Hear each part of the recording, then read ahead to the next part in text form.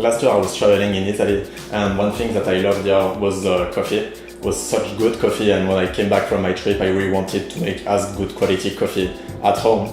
So I started to look at all the options that exist around there. I read everything online you can think of about how to make good coffee. I asked all my friends who know a little bit about coffee making. I watched like tons of YouTube videos, and I've concluded that for my taste in coffee, what I really wanted was a Moka pot, because I didn't want to invest into a proper espresso machine, and that was basically the next best thing for me. So here I'm gonna go through how to use it, because after using it for a while there's a lot of little subtleties to learn about it that help making even greater coffee. And yeah, I'm a French guy in Quebec making a video on how to use an Italian Moka pot, and I'm talking in English. Don't ask questions. Okay, so first thing first, you want good coffee beans. If you don't have that in the first place, doesn't matter how you're gonna brew your coffee, whether it's espresso, Moka pot, French press, AeroPress, drip, filter, whatever. The biggest way to get a better taste is by getting good quality beans. The next thing that's gonna matter the most, again, regardless of how you're gonna brew your coffee, is getting whole grains and grinding them in a Burr grinder just before you brew your coffee. So here I've got a Barazza Anchor. It's what I found to be the best grinder I could get for a reasonable price. Otherwise you can look into manual Burr grinders as well, but you're gonna want to sweat a little bit to make your coffee. Before I grind, I'm gonna boil some water. I don't put the water directly into the Moka pot because you want to minimize the time the coffee is gonna be exposed to heat before it actually starts brewing. So I'm gonna use a kettle first, and then I'm gonna pour it back into the pot. That should be enough.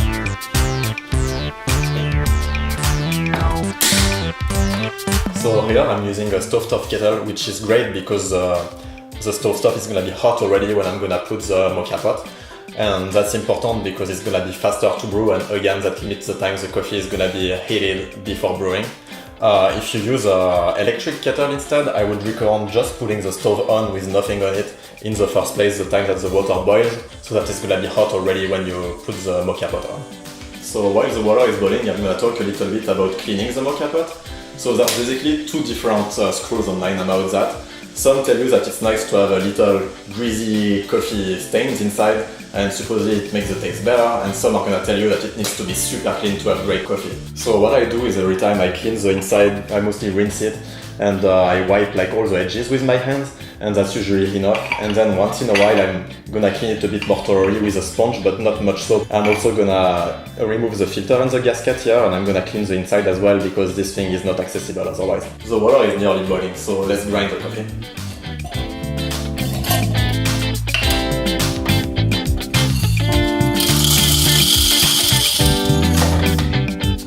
So here I'm gonna grind with a setting of 12, which is about what you want for a Moka pot. If it was espresso I would put 8, and for a French press would be more like 28, maybe like 30, 32 for a cold brew with the French press. So let's grind. So you're gonna want to fill this pretty much all the way to the top, but you don't want to pack it. So it's gonna basically look like this.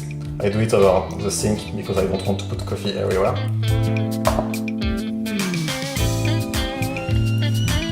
As you can hear, the water is boiling, so I'm gonna fill this up all the way to the little valve.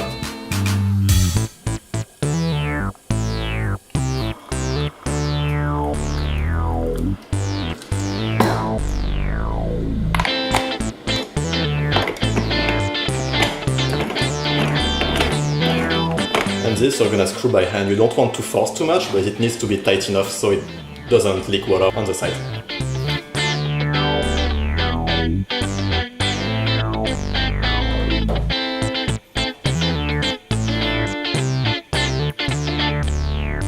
I'm gonna watch it carefully here because you want to stop it a little bit before it's done. It's because the end of the brewing is gonna give some very watery and very bitter coffee. So this is pretty good now.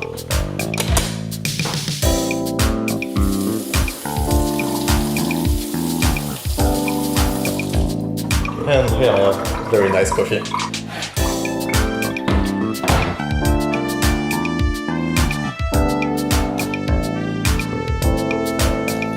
Delicious. I'm gonna put the pot back on the heat so that you know what you don't want to see at the end if you leave it too long. There. So that would be still good coffee. Maybe I stopped it a tiny bit early. And here what comes out now. That's garbage, you really want to stop it before this.